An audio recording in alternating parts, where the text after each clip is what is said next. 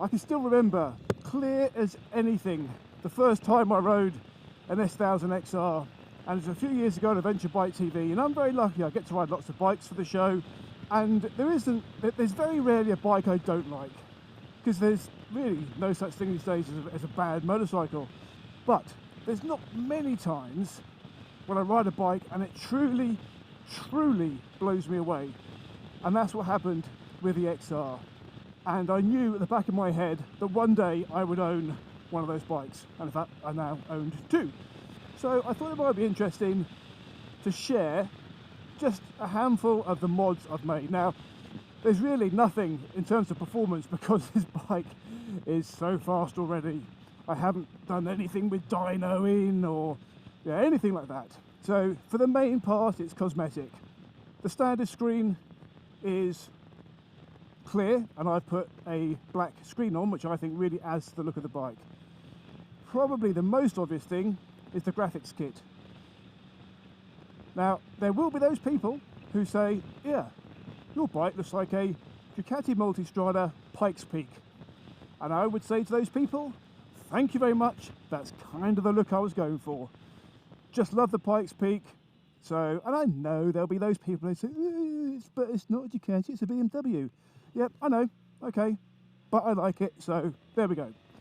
I've also got, well, there's one mod I haven't put on, and that's the handlebar end weights. It's one of the criticisms of the XR is that you get a lot of vibration through the handlebars, and I've either just been lucky because I've never had it. One of the solutions that is suggested is handlebar end weights. I haven't needed them. The bike doesn't bother me in terms of any handlebar vibration. Other mods, very simple. I've got a front and rear dash cam on here now, a quad lock. I'll come back to quad locks on another video because I want to talk about them and X locks and the differences between them.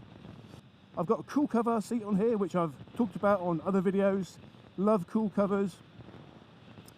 Gives you air conditioning around your rear end, and it works. I've got this lovely cool layer around me, even to the point sometimes in winter it can feel a little chilly.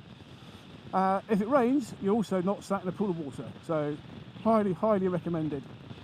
My luggage choice I've also done a previous video on, but it's the Givi quick lock system. So absolutely brilliant kit, because it means the pannier frame, most importantly for me, comes off in about, well, it comes off actually in about 25 seconds, and it takes about a minute to put it on.